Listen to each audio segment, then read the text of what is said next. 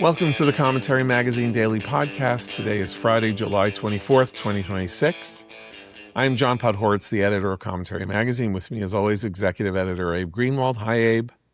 Hi, John. And senior editor Seth Mandel. Hi, Seth. Hi, John. I think, as everybody knows, yesterday afternoon on the Upper West Side of Manhattan, a man with a screwdriver stabbed two people in succession, one a 57-year-old Asian man, the other a 50-year-old Jewish man wearing a kippah. It's in both cases, he shouted Allahu Akbar as he did the stabbing. The wound to the Jewish man was severe. It sort of penetrated his penetrated his back almost to his heart, though he is apparently going to walk out of the hospital today. He said he was trying to keep himself conscious and get the screwdriver out of his back because he thought he was about to die. The person arrested, his name is Morales. He is Raul Morales. He's 51 years old. He lives in the neighborhood and was apparently sort of cornered in the lobby of his own building, a housing project on 88th and Amsterdam. And of course, this comes 24 to 48 hours after the successive statements by Mayor Zohran Mamdani.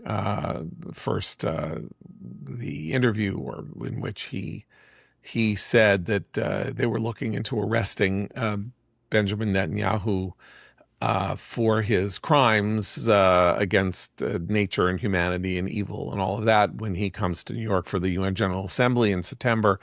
And then the statement that he made staring directly into camera for 2.5 minutes saying Netanyahu is a war criminal and he deserves to be, fried in acid, but that in fact he does not have the statutory power to arrest him. As a friend of mine called me who has a kid who is going from the United States, grown up in the United States, to Israel upon having just graduated high school, to join the Israel Defense Forces as a lone soldier. And her question to me was, her point to me was, the logic of the Mamdani statement would suggest that since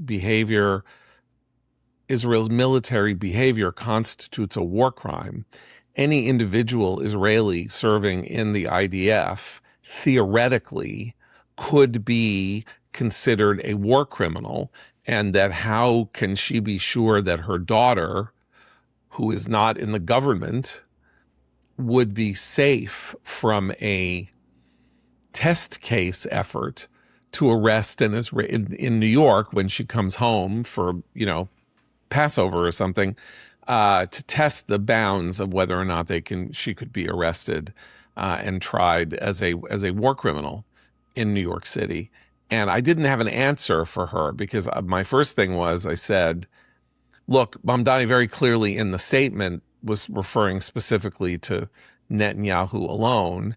And then as I thought it through, there is wiggle room there.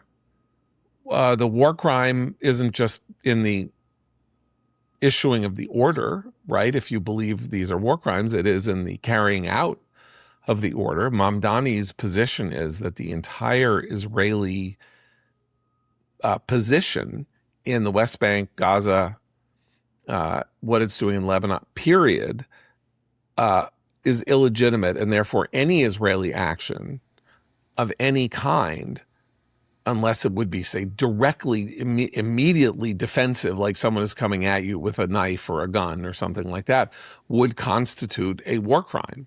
Yeah, well, John, I just want to say the global harassment campaign against Israelis is based on that logic. Like, when Israelis are harassed or detained or made the subject of internet searches online, the justification is that, well, they have to serve in the IDF, and the IDF is this war criming enterprise, and therefore they're subject to to punishment for it. So yeah, they've been asked to sign statements. right. Israeli tourists have been asked to sign statements. I believe it was in Tokyo, uh, attesting to the fact that they had not been involved in war crimes. So the presumption is that if you are Israeli, you're a war criminal, and until you can convince people that you're not a war criminal. Israelis have been attacked in the past week in Mongolia, in Cyprus, um, uh, various other places. I read, and unfortunately I didn't properly copy what I had read. Arguments being made. So it should be explained that when Israelis finish their mandatory military service, which they begin when they serve at the age of 18, and then they're out at 21, they often spend 6 months traveling before they move on with their lives. It's sort of a classic kind of like Rumspringa. They go around, they see the world after their military service, and then they go to college. And they often travel around Southeast Asia because it's cheap and because they can get there. It's pretty, it's obviously reasonably close to go to Thailand, for example. It's 5 or 6 hour flight, I think. And they backpack, or they, my nephew did this. Two of my nephews, they backpack, they go, they tour, they see all kinds of places. And there are now explicit ideas that what you are supposed to do, organizations are now preaching to ordinary citizens in these countries, that it is their moral obligation to harass Israelis and to act against them, since they are acting against Palestinians and Arabs, and that basically declaring kind of open season on traveling Jews in foreign lands. This is not an exaggeration. As Abe says, we have incidents now almost every day where this is happening. And the clear result of this is going to be that it's likely that this touring that is done will stop, or that Israelis will come here but not go anywhere else.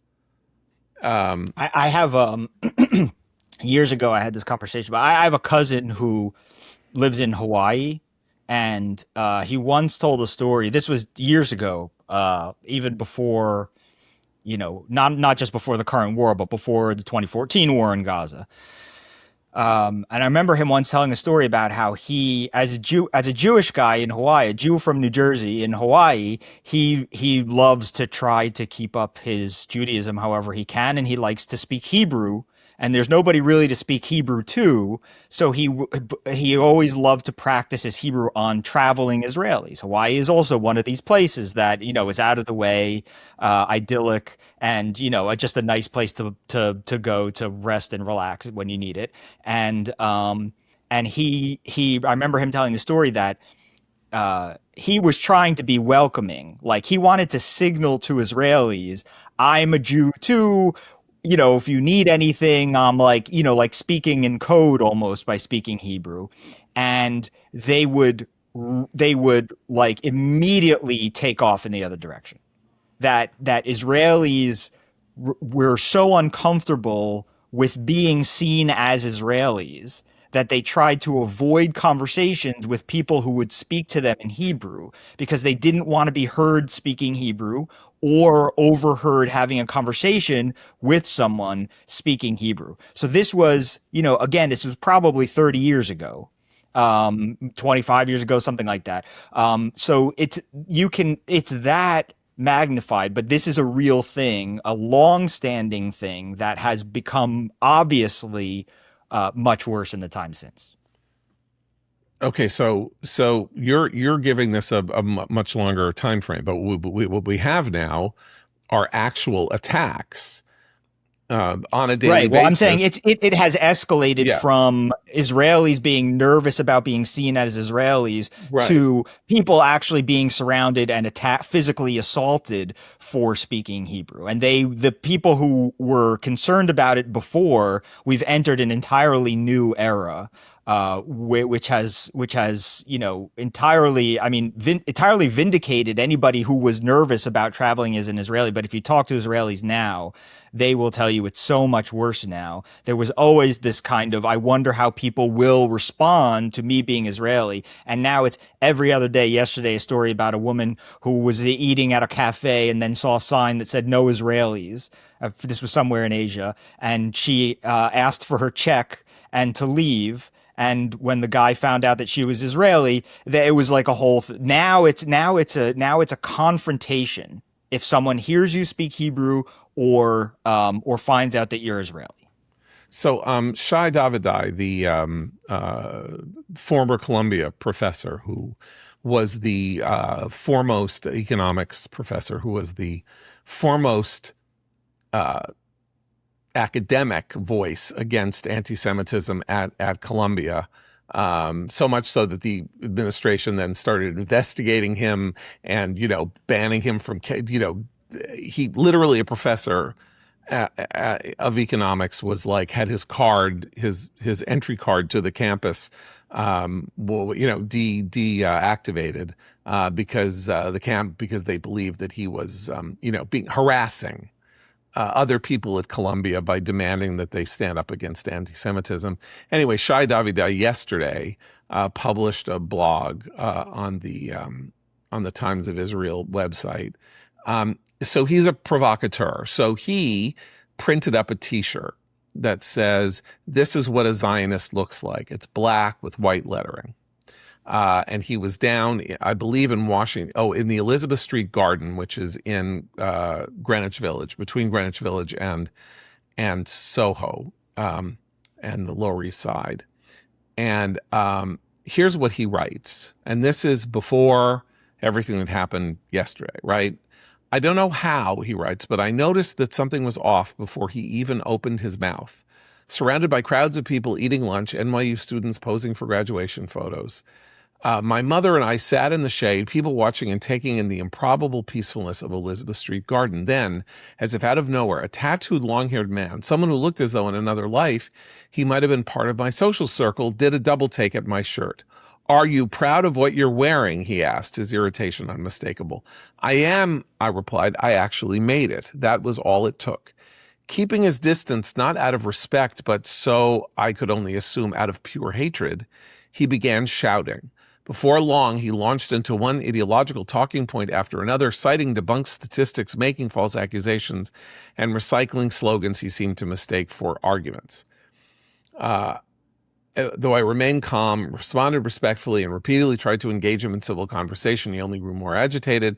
Eventually, he told my mother and me to go back where we came from. He wasn't drunk, he wasn't high, he wasn't mentally unwell. He was just another hate-filled guy eating lunch in downtown Manhattan. I was not shaken because one man hated me. I was shaken by how casually that hatred had erupted in one of the most beautiful corners of New York City. I was shaken because hatred had simply become part of the landscape. I was shaken because nobody even seemed to bat an eye. I hadn't insulted him. I hadn't threatened him. I hadn't mocked him or even looked in his direction before he spoke to me. I hadn't started a conversation, let alone an argument. My mother and I had simply been sitting in the shade. All it took was a black cotton T-shirt. All it took was a black cotton T-shirt. All it takes is a yarmulke. All it takes is the idea that someone may be Jewish, because the first person stabbed in New York was Asian, but Raul Morales still shouted Allahu Akbar as he stabbed him. So he may easily have mistaken him for being a Jew, then found another one and stabbed him unmistakably. And, this is the neighborhood that I live in. This is the neighborhood that I work in. The stabbing took place about 50 feet from the door of Barney Greengrass, the Sturgeon King, the founded in 1924, one of the sort of epicenters of the remaining old-time Jewish New York culture, an appetizing store with, people go to brunch and all that. I've been going there my entire life, so much so that I had AP European History class in 1977. There were 5 of us in this class at my very small school, and we would actually have class at Barney Greengrass on Sunday afternoons. So that was 50 years ago this week, today. I'm not this week because it's July. So it's 25 feet from Barney Greengrass that this stabbing happened. And here's what Zohran Mamdani said after 6 hours. I noted, by the way, stabbing took place at 1:30 p.m. Mamdani has been following the Rudy Giuliani manual as mayor, which is active. He's active. He goes around. He shows up.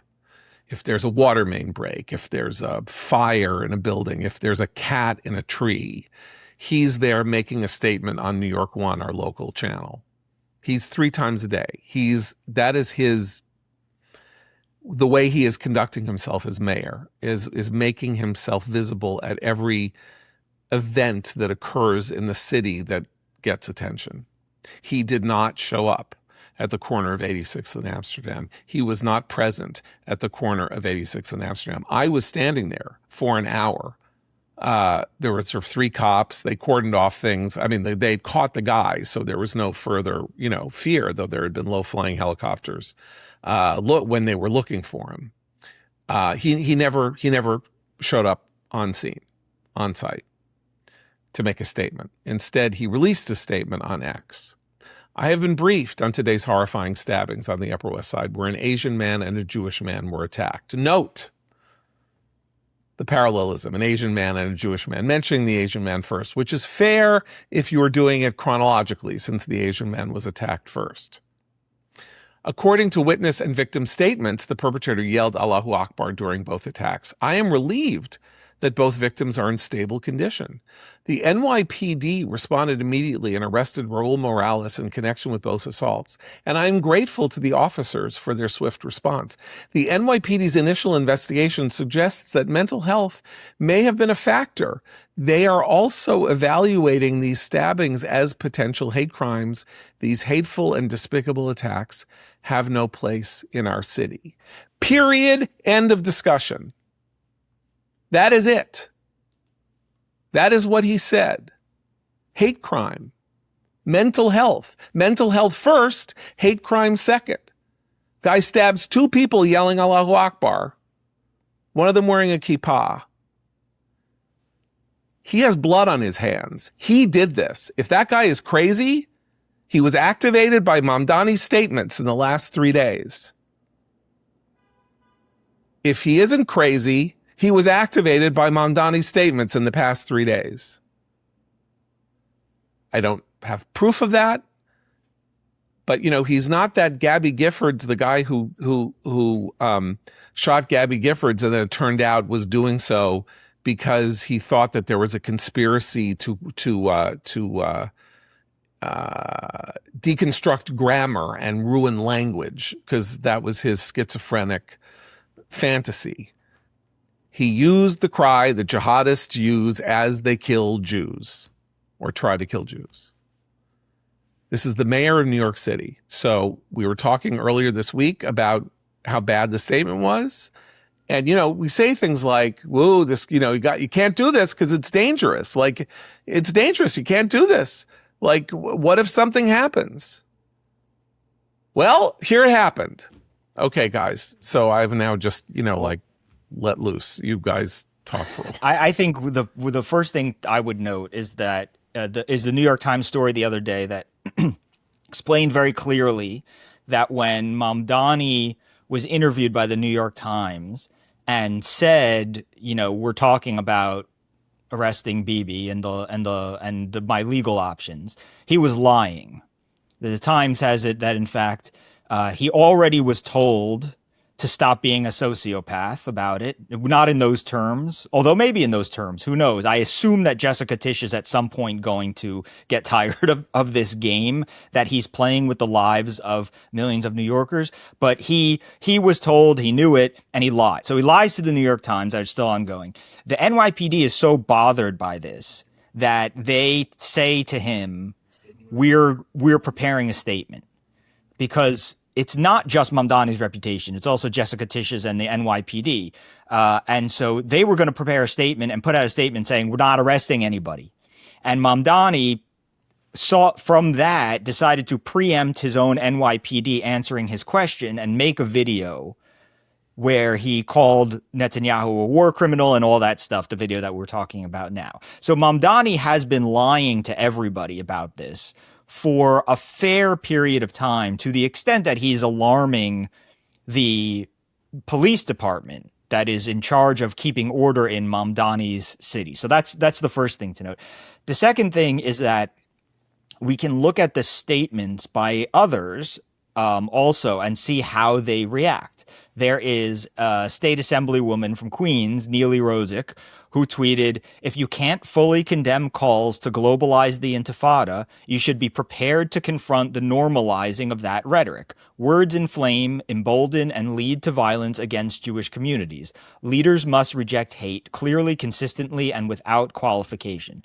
An obviously true statement that is almost like from a children's book. Right? Like, treat others how you would want to be treated, and, share your cookies at snack time or something. Like, this is such basic humanity, but it had to be put out in a statement by a state assemblywoman, because that basic humanity is not taken for granted anymore, and is absent from not just the mayor, but clearly other people around him. Then we have a statement from Mark Levine, who is the controller, the city controller. He has been critical of he lives in the neighborhood, by the way. He lives in the neighborhood, and he has been behind the scenes trying to counter some of the bad trends that Mamdani has started within the government.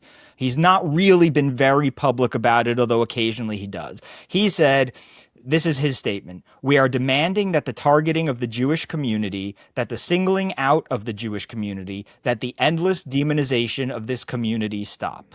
Okay, so that, again, this is not some right-wing figure. This is, a Jewish Democrat from the Upper West Side who is clearly unnerved, as are all the other Jewish Democrats who live on the Upper West Side. This is not a partisan thing. These are people who are not these are people who are not right-wingers, who are all coming out and saying the rhetoric is causing disorder and it's causing real problems and it's making people unsafe, and the rhetoric should stop. The last statement I'll read from you is from Brad Lander, who won his seat in Congress thanks to the anti-Semitism. He's not in Congress yet. He will be, but he won his seat. He won the election. He won the primary election. He won the primary election, right? And he won the primary election over Dan Goldman, who's a sitting congressman, and intends to replace him with the help of anti-Semitic cafe owners and the mayor of New York City and all that. He's riding a sort of anti-Zionist wave, even if he doesn't consider himself an anti-Zionist. Here is his statement, and it is an example of what happens when a person who normally at the place in their skull where they have a brain, they have scrambled eggs instead. This awful incident, a likely Latino man stabbing a Jewish man and an Asian man while allegedly shouting Allahu Akbar on the Upper West Side, is simultaneously, and then he gives a list, frightening and depressing, almost certainly an anti-Semitic hate crime, quite likely an anti-Asian hate crime, probably a mental health issue, not the fault of the mayor for calling Netanyahu a war criminal. So this incident is everything and nothing. It's bad, but it has no cause. It's an anti-Semitic hate crime, but anti-Semitic hate crimes come out of the air There's no way to prevent them, and they're certainly not. Nobody is ever incited to commit an anti-Semitic hate crime. It just, all of this stuff just is, and it's also nobody's fault and has no cause. And that is the sort of thing that the other statements avoid, obviously, but also if Lander continues to have this place, and if he's seated in Congress and he has this this pedestal, that sort of thing is going to continue. I think New York has to reckon with the fact that this is what Mamdani wants. The attacks, yes. The people flooding the streets when Netanyahu comes to town for the UN General Assembly, and God knows what else that's going to bring. Yes, this is what he wants. The pro-Hamas mobs standing outside of synagogues, this is what he wants. This is the change that he can affect on the city. He's going to be blocked from pulling off a number of socialist schemes and whatever else. But what he can shape is this culture, which has always been everything to him since his sort of political emergence. This is why he said the IDF boot, the NYPD boot on your neck has been laced by the IDF. This is why he's going after publicly New York Israeli-tied institutions such as the Technion. This is part of the plan. This is what is happening. So I'm emphasizing this because there's a lot of like, where are you, Mamdani? Where are you on this? Why aren't you saying so? I'm not saying from you, John, but I see a lot of this out there, and it's like, what do you mean? Where is he? It's going to plan. This is what he's here for, and I just think, as I said from the start, when he got elected, I have such a hard time writing about and talking about and thinking about his mayoralty in the normal terms, having to do with policy, even though his policies are radical and terrible and ruinous. Because to me the bigger issue is the ways in which he wants to permanently shape this culture to be anti-Jewish, and that is precisely what's happening. So you didn't call me out, but I understand what you meant by saying when you say, where is he? Why wasn't he showing up? That is just something that would be part of, if I were writing an indictment and trying to adduce evidence of his complicity, and that and knowing complicity, that I would say that he didn't show up when he shows up to everything else. I'm not surprised like you. I've no reason to be surprised. This is what was so frightening about his rise in the spring of 2025, and that was so discontinuous. What made him an entirely new kind of political figure in the United States is that he was running for an office, taking a stance against one of the city's largest minority groups. I mean, Jews make up 11% of the population of New York City. There was a time 80 years ago when Jews made up 31% of New York City. That number is now down to 9 or 10 or 11. It's not huge. There are way more, Hispanics. But you still wouldn't knowingly go after them and the Jewish state. Ordinarily, that would not be the political play. Why do that? It's dumb. Make yourself as banal as possible. Even if you hold these views, keep it to yourself until you take office before anybody can respond to it. And he saw something different and new. He did, Graham Plattner did, Abdul Sayed is seeing it in Michigan, Adam Hamawi saw it in New Jersey, that this stuff is what is helping get them elected, that they are giving voice to an increasingly common view in Democratic circles, but because these are overwhelmingly Democratic places that these people are running in, except for El Sayed, but he's only now running in a Democratic primary. This is good for him. It was good for him to say that the IDF's jackboot was laced by the NYPD. Puts together two of the favorite. The other way around. I made the same mistake. What? The NYPD's jackboot was laced by yeah. Oh, so okay, right. Anyway, but it puts these two institutions together. It's a beautiful kind of poetic almost fulfillment, right? You go from defunding the police to Israel's the war criminal, and you put them together in one sentence, and there you have the Democratic left's view from 2020 onward to 2026. So I don't think that, I think it would have been interesting for him to be on the site, on scene. It was a weird time of day. It was like, 2:00 in the afternoon. Weren't a lot of people around.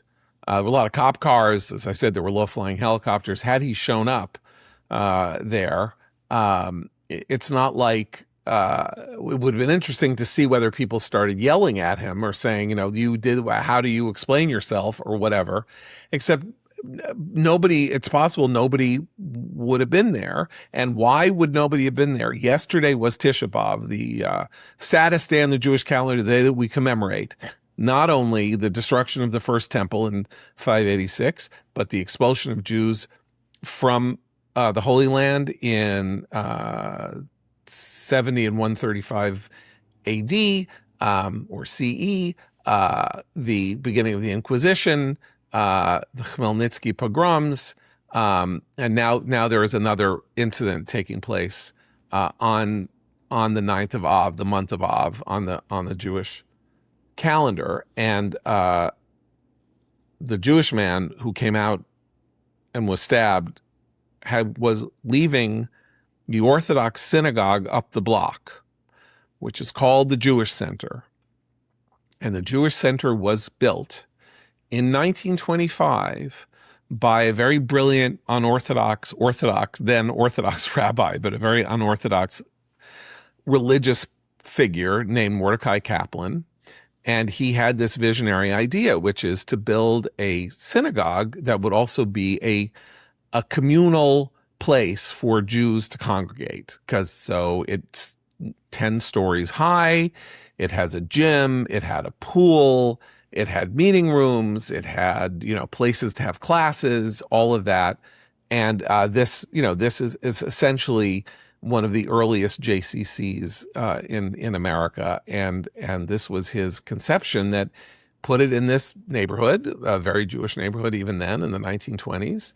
And it's a home. It's a home for people. And he was leaving synagogue after having davened mincha. Mincha is the afternoon prayer. There are 3 prayer services a day, Shachrit, Mincha, and Mariv.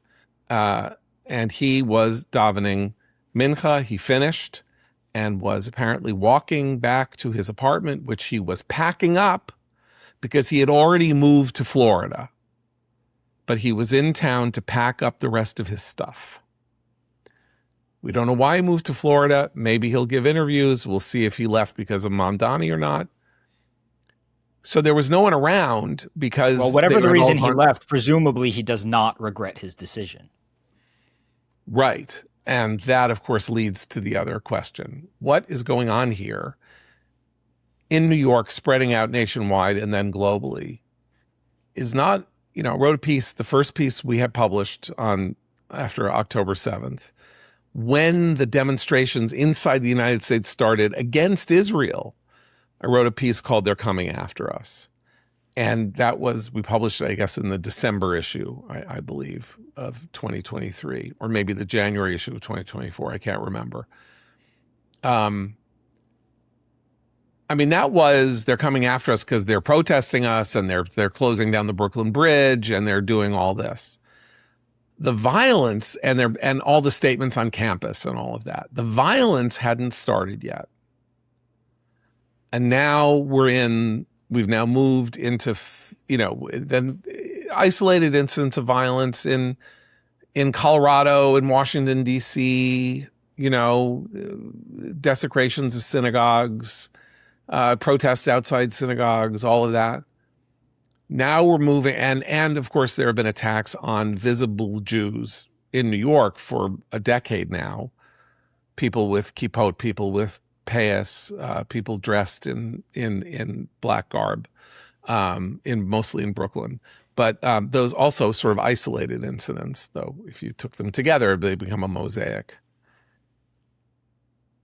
It's open. We're now in what feels like open season, and it's partially open season because the mayor of New York can't say stop. He says it has no place in our city. Sure it does. He is the mayor of the city. He is a hater of Jews. He is a hater of the Jewish state. He is a hater of the idea of Jewish nationalism. And he is the mayor of the city. So not only does it have a place, it has a pride place. It has a place of pride. It has a place of honor. It has a place, almost an official place. In part because he did us the service of not being disingenuous and saying while he was running exactly what he would do and say, including that he would try to arrest Benjamin Netanyahu, which was one of his campaign promises. Now I don't know what to say to people when they say to me, how much longer can we live here? I live in this neighborhood. Two of my kids are off. One's going off to college. One's off at college for most of the year. One of them graduated from college and will be actually in Israel likely next year. But I have a kid going into 11th grade, walks to school every day. Maybe I won't let him walk anymore. Maybe I'll insist that he take the bus in this neighborhood because the mayor is signaling that he looks favorably upon anti-Jewish action where I live. What makes me nervous for the city about what you describe is that there have been periods of tension in the city in the past, periods of violence against Jews, street violence against Jews, followed by long periods of not street violence against Jews, whatever you want to say. But what makes me nervous about this, what looks different, is that in the past, New York, when there were problems with violence in New York City, it was a crime problem.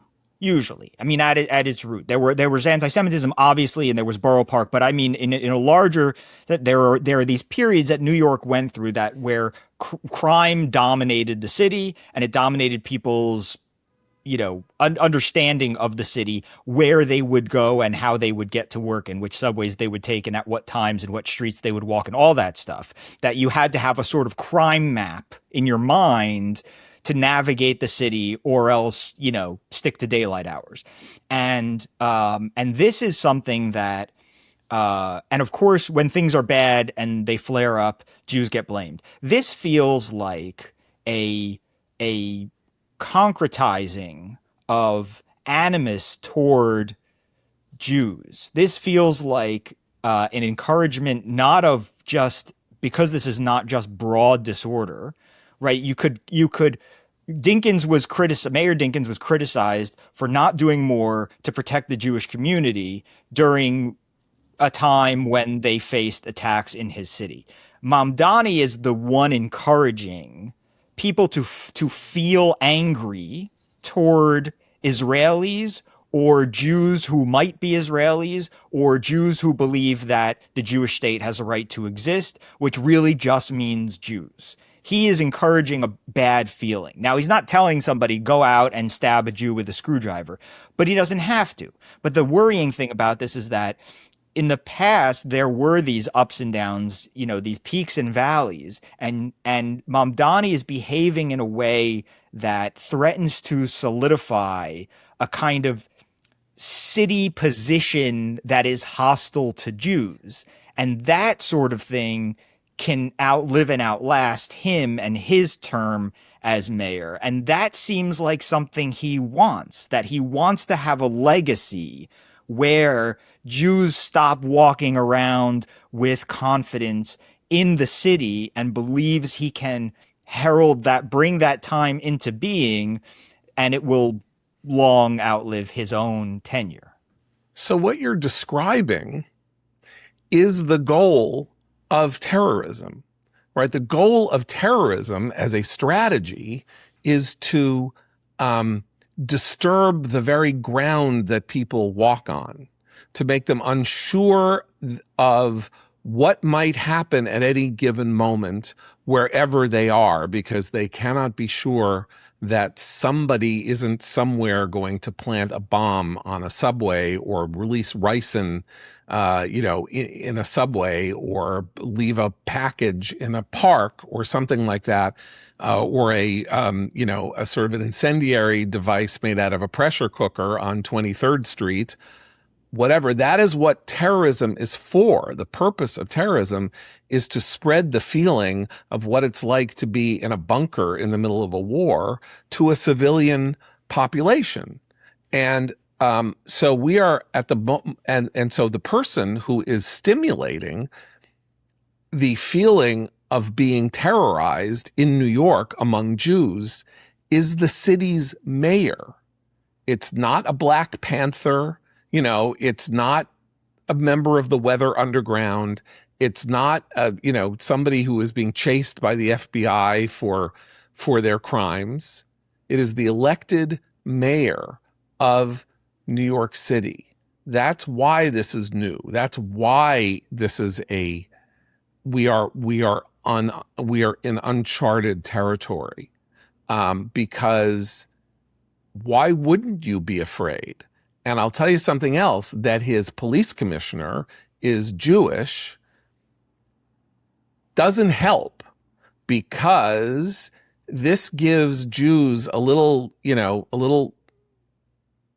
finger to hang on, right? To hang on the, off the edge of a building, or like Harold Lloyd on the arm of the clock, because it's like, well, Jessie Tisch is there to protect us. No, she isn't, because whether she released a statement or not, Mamdani can say whatever it is he wants to say, and maybe she's doing more harm than good, because she's there koshering him a little bit with people who will want to give him excuses by saying she's there, she's a good police commissioner, and she she has Shabbos lunches, and she's a good Zionist, and her family are have been important figures in American philanthropy for Jewish people. And so she's just great. And I think she is great. And as I've said before, she was my intern 25 years ago.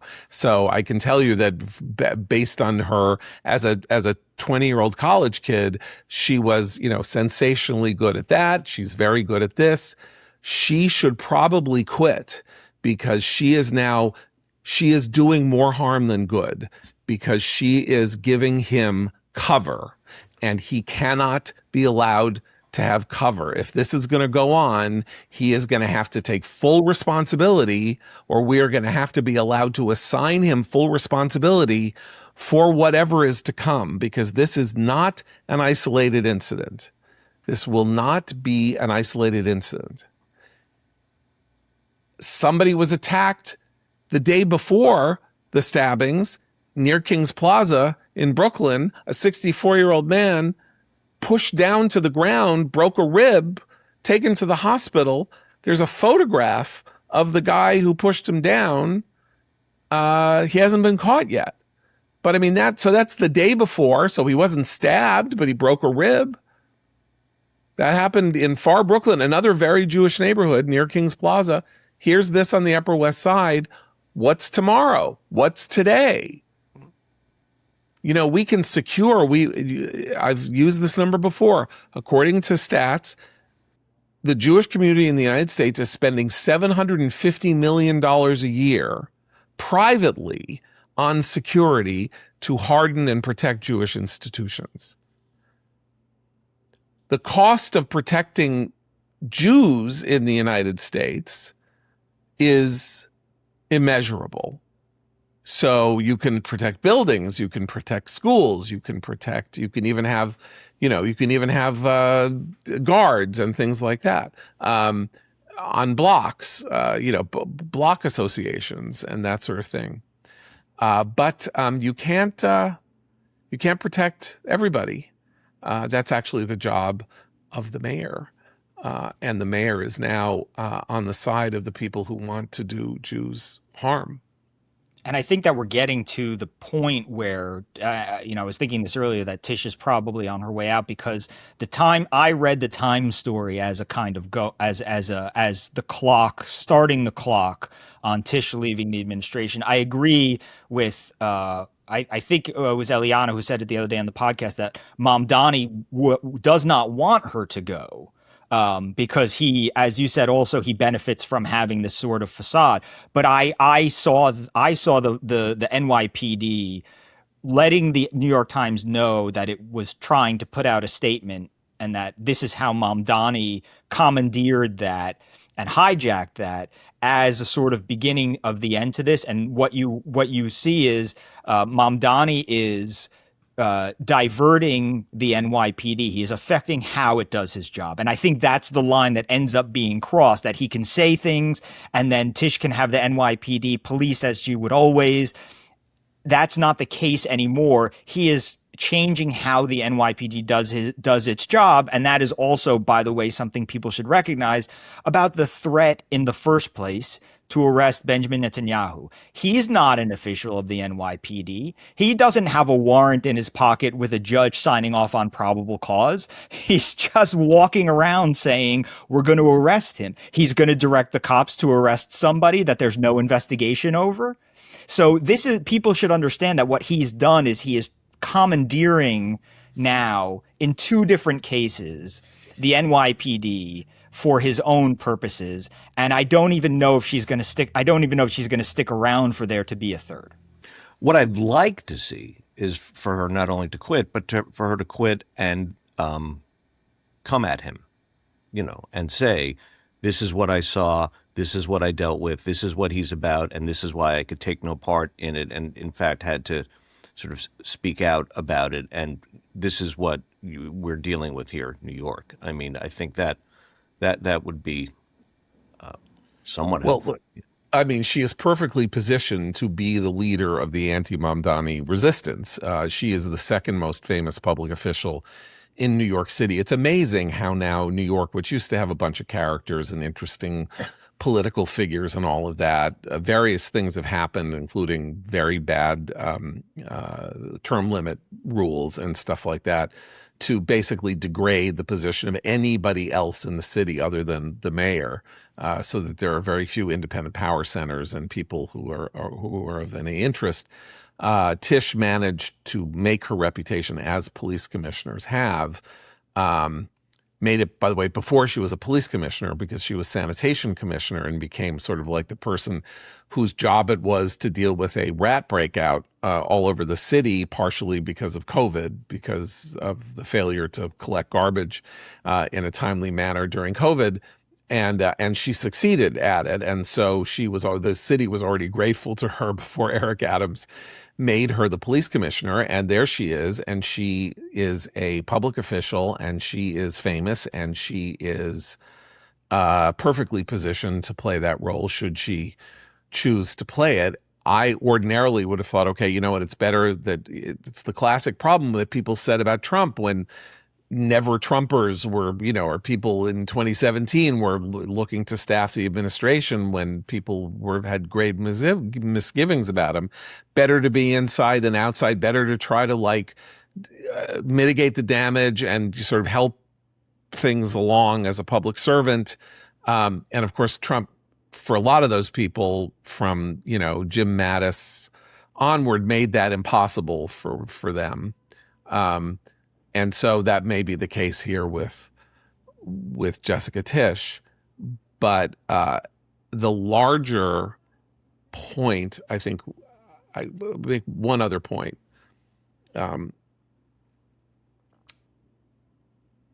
Mamdani uses Jews as human shields, certain Jews.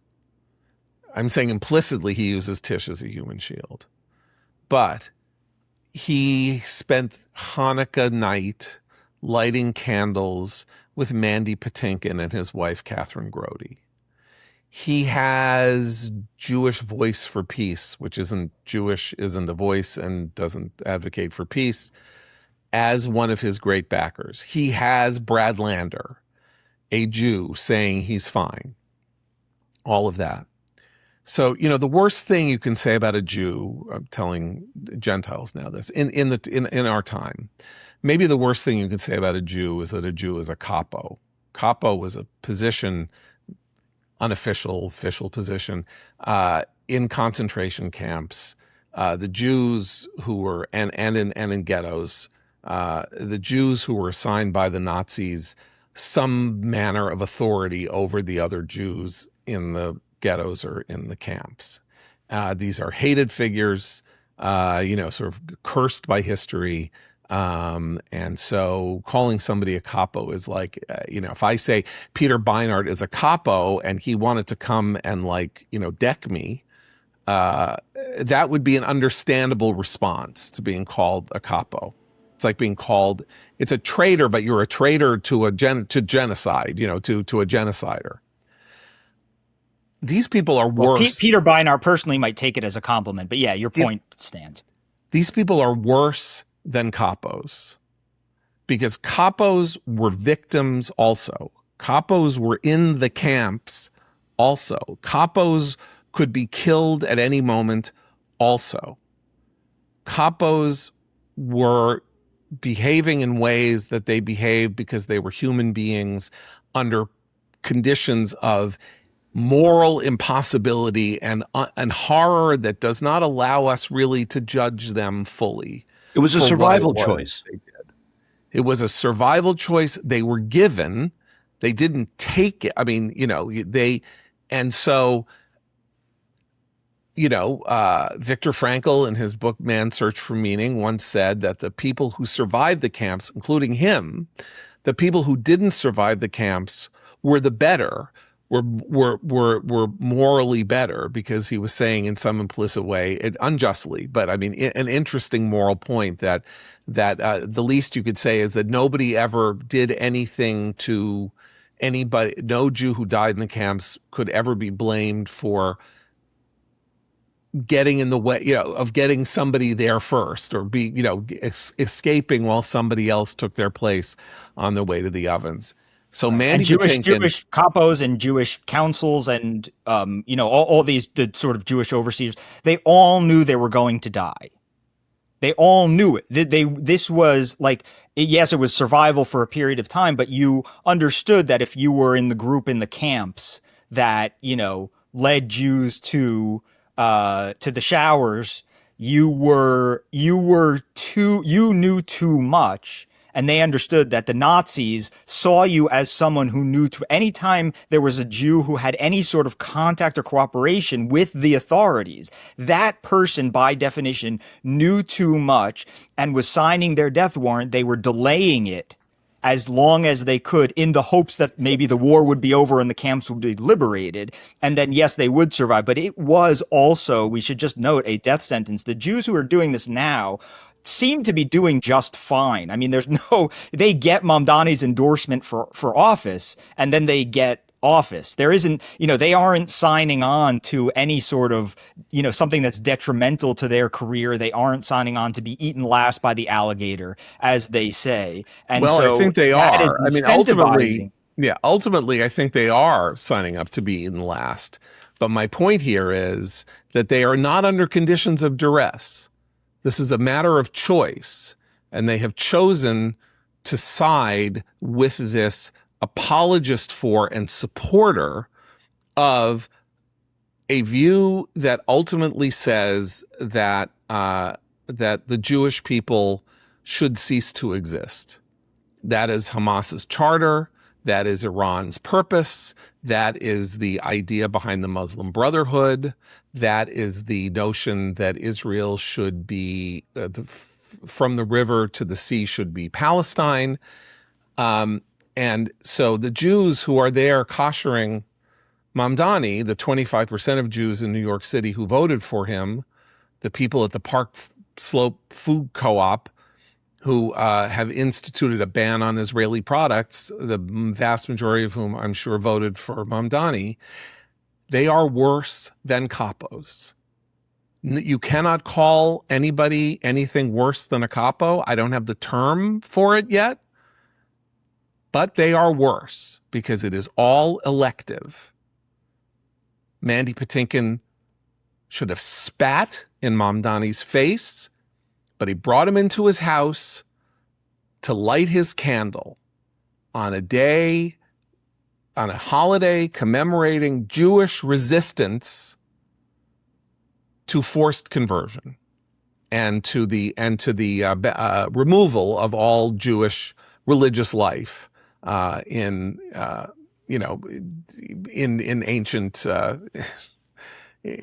lands.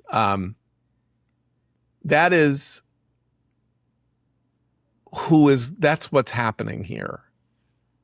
I'm torn between the idea that, we cannot allow him, Mamdani, them to win. We have to fight, we have to beat them, and we can't leave the battlefield, right? And on the other hand, is there any individual who would say that a person who looked at what happened yesterday and what's probably going to happen in the next 3 or 4 months who says, all right, I am going to Florida, like the gentleman who was stabbed, would you say don't leave? Stay and fight? If I left tomorrow because I was like, I don't know, I guess my kid should really finish high school, in Boca, just as an insurance policy, would that be cowardice or prudence? Would it be a lack of civic duty to save my city from this barbaric evil? Or is it what I need to do to protect my family?